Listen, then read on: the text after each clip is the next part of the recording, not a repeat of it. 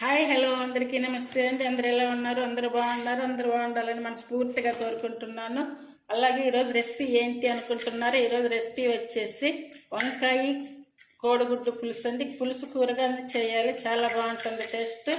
ఇందుకు కావాల్సినటువంటి పదార్థాలు కూడా చూడండి. 3 టమాటాలు, 2 ఆనియన్స్, 3 పచ్చిమిర్చి, అలాగే నానబెట్టుకున్నటువంటి చింతపండు, ఇవన్నీ తీసుకోవాలి. ఇప్పుడు స్టవ్ మీద కడాయి పెట్టుకొని ఇందులో 2 స్పూన్లు ధనియాలు వేసుకొని లైట్గా వేయించుకోవాలి. మసాలా కూడా ఏమి వేయకుండా మంచిగా ఓన్లీ ధనియాలు వెల్లుల్లి వేసి చేసుకుంటే చాలా బాగుంటుంది కర్రీ అయితే. ఇది నేను ఎప్పుడు చేసే స్టైల్లో చేస్తున్నాను. లైట్గానే సిమ్ మీద పెట్టుకొని వేయించుకుంటూ ఉండాలి. ఆల్రెడీ ఎగ్స్ అయితే 4 ఎగ్స్ తీసుకున్నాను, అలాగే 1/4 కిలో వంకాయలు కూడా తీసుకున్నాను.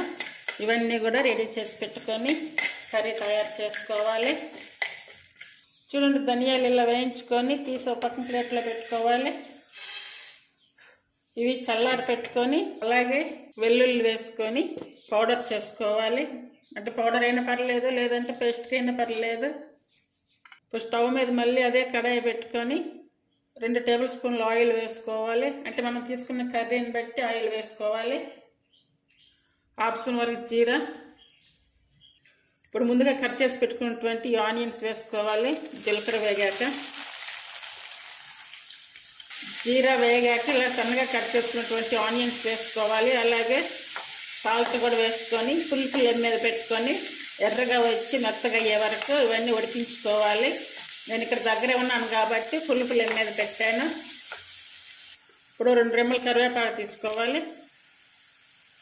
అలాగే ఇలా చీలికలుగా కట్ చేసుకున్న పచ్చిమిర్చి 3, లైట్గా చూడండి కొంచెం తీసుకున్నాను అల్లం వెల్లుల్లి పేస్ట్. ఇవన్నీ కూడా బాగా పచ్చివాసన పోయే వరకు వేయించుకోవాలి. అలాగే ముందుగా కట్ చేసి పెట్టుకున్నటువంటి టమాటాలు వేసుకోవాలి. టమాటాలు ఎంత బాగా ఉడికి మెత్తగా అయితే అంత బాగా కర్రీ వస్తుంది. ఇది టమాటా వంకాయ కోడిగుడ్డు పులుసు కదా, పులుసు కూరగా చేసుకుంటేనే చాలా బాగుంటుంది. ఇది ఇప్పుడు సిమ్ మీద పెట్టుకొని ఈ టమాటాలన్నీ మెత్తగా అయ్యే వరకు ఉడికించుకోవాలి. మూత పెట్టి ఉడికించుకోవాలి. ఇప్పుడు ఈ చిన్న ఆనియన్స్ వేసుకోవాలి. ఈ చిన్న ఆనియన్స్ అనేది ఒకవేళ లేకపోయినా కూడా స్కిప్ చేసుకోవచ్చు. ఇంట్లో ఉంటే వేసుకోవచ్చు, లేదనుకుంటే స్కిప్ చేసుకొని మామూలు ఆనియన్స్ వేసుకోవచ్చు.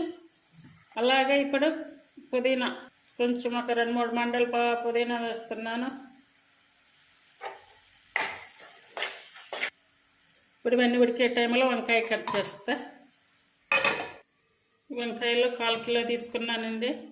అలాగే 4 ఎగ్స్, ఇవన్నీ కూడా కట్ చేసుకొని సాల్ట్ వేసిన వాటర్లో వేసుకోవాలి. చూడండి ఇలా వేసేసుకోవాలి. ఇలా కట్ చేసుకున్నటువంటి వంకాయలన్నీ కూడా ఇందులో వేసుకోవాలి. కారం కర్రీ పౌడర్ వేసేటప్పుడు వీడియో ఆఫ్ అయ్యింది. 1 స్పూన్ కర్రీ పౌడర్, 1 స్పూన్ కారం.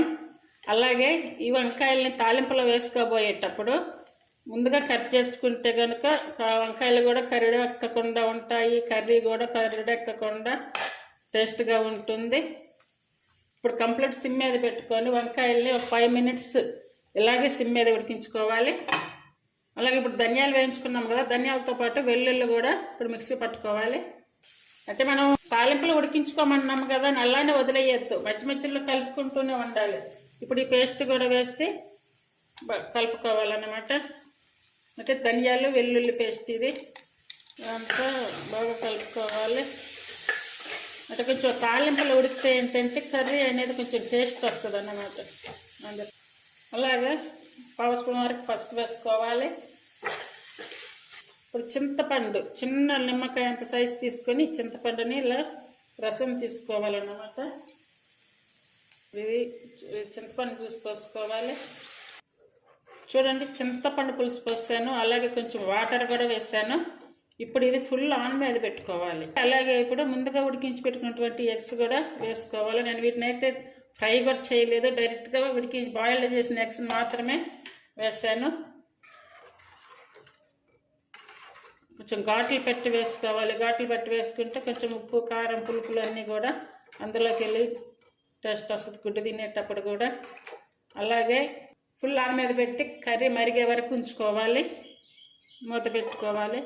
చూడండి ఇలా నుంచి మరుగుతుంది పులుసు. పులుసు మీద మార్చుకోవాలి. ఆన్ మీద అయితే ఒక 6 minutes ఉంచాను. కర్రీ కూడా స్మెల్ కూడా మంచి స్మెల్ వస్తుంది.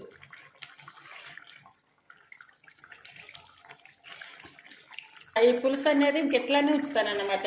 పులుసు కూర కదా, పులుసు కూర పులుసుగా ఉంటేనే బాగుంటుంది. ఒకసారి సాల్ట్ చెక్ చేసుకొని వేసుకోవాలి. సాల్ట్ కొంచెం పడుతుంది ఇంకా. ఇప్పుడు మనం ఫైనల్గా కొత్తిమీర వేసుకోవాలి. కొత్తిమీర వేసేసుకొని ఇంకా స్టవ్ ఆపేసుకుంటే సరిపోతుంది. అంతే అండి, వంకాయ అలాగే కోడిగుడ్డు పులుసు కూర రెడీ అయ్యింది. ఇది రైస్, చపాతీ, రోటీ, పుల్కా అన్నిటిలోకి బాగుంటుంది ఈ కర్రీ. ప్రతి ఒక్కరు చాలా ఈజీగా చేసుకోవచ్చు. తప్పనిసరిగా ట్రై చేయండి కర్రీని. బౌల్లో తీస్తాను ఇప్పుడు. వంకాయ కోడిగుడ్డు కూర చాలా ఈజీ రెసిపీ పద్ధతి అండి. ఈ రెసిపీ మీకు నచ్చినట్టయితే ప్లీజ్ లైక్ చేయండి. అలాగే 10 మందికి చేరాలి అనుకుంటూ షేర్ చేయండి. అలాగే నా వీడియోస్ మీకు నచ్చినట్టయితే ప్లీజ్ ఛానల్కి సపోర్ట్ చేయండి. అలాగే ఈ కర్రీని కూడా అందరూ తయారు చేసి ఎలా ఉందో టేస్ట్ అనేది కామెంట్ చేయండి. ఇది వంకాయ కోడిగుడ్డు పులుసు అండి. ఈ కర్రీ చపాతీ, రోటీ, పుల్కా అన్నిటిలో చాలా చాలా టేస్టీగా ఉంటుంది.